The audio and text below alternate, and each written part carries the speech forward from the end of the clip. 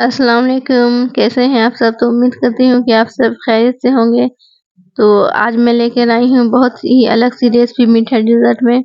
मैं लेकर आई हूँ सोहन का हलवा, जो खाने में बहुत ही टेस्टी होता है, बिना मिल्क, बिना मावा के। तो चलिए शुरू करती हूँ रेसिपी। तो मैंने यहाँ पे सोहन हलवा बनाने के लिए मैंने यहाँ पे 1 कप मैदा लिया है, जिसे मैंने छन्नी में अच्छे से छान लिया था। अब मैं इसमें ऐड करूँगी वाटर। तो मैंने यहाँ पे वाटर लिया है, तब हम इसे अच्छे से मिक्स करके इसे हम अच्छे से बैटर बनाएंगे। इसे हम पहले हाथों से इसे अच्छे से हम मिक्स कर लेंगे, और फिर हम अभी बैटर मेरा गाढ़ा लग रहा था, तो इसमें हम थोड़ा और पानी हमने ऐड किया है। अब हम इसे छन्नी में हम इसे छान लेंगे, ताकि इसमें जो भी लम्स है वो निकल जाए और हमारा जो हलवा है बहुत ही परफेक्ट बने, बहुत ही अच्छा बने। यहाँ पे देखिए कि जो नीचे में बैठ गया था लम्स, वो छन्नी में आ गया है। तो आपको हमें इसी तरह से 3 से 4 बार इस प्रोसेस को करना है। इसे 3 से 4 बार छन्नी में छानना है आपको, तब जाकर हमारा हलवा जो बनेगा बहुत ही अच्छा बनेगा। इसे हम हाथों से मिक्स करना है, और इसमें थोड़ा-सा पानी हम और ऐड करेंगे, और ऐड करके हम फिर इसे एक बार और हम इसे छन्नी में छानेंगे।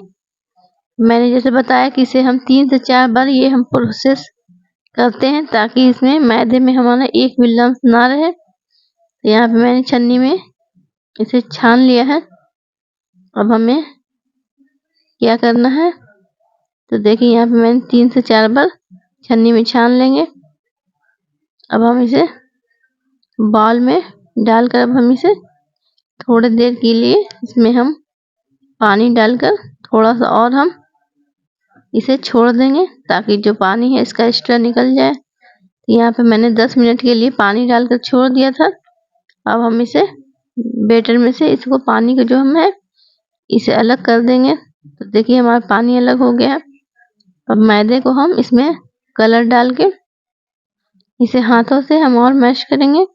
इसे अच्छे से मिक्स कर लेना है। तो यहाँ पे देखिए हमारा जो बैटर है बहुत ही स्मूथ बना है। इसमें थोड़ा सा मैंने और पानी ऐड किया है, जो मैंने बाउल लिया था उसमें धोकर मैंने पानी डाल दिया था थोड़ा सा और।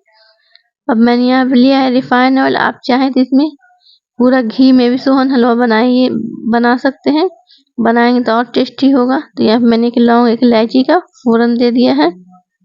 मैंने भी इसमें रिफाइंड ऑयल लिया है, फिर मैं इसके बाद में आखिरी में मैं इस घी का यूज करूंगी, उससे भी बहुत टेस्ट अच्छा आता है। तो आप प्लीज वीडियो को स्किप करके मत देखिएगा, पूरा बिल्कुल देखिएगा वीडियो को, तभी आपके हलवा अच्छे बनेंगे।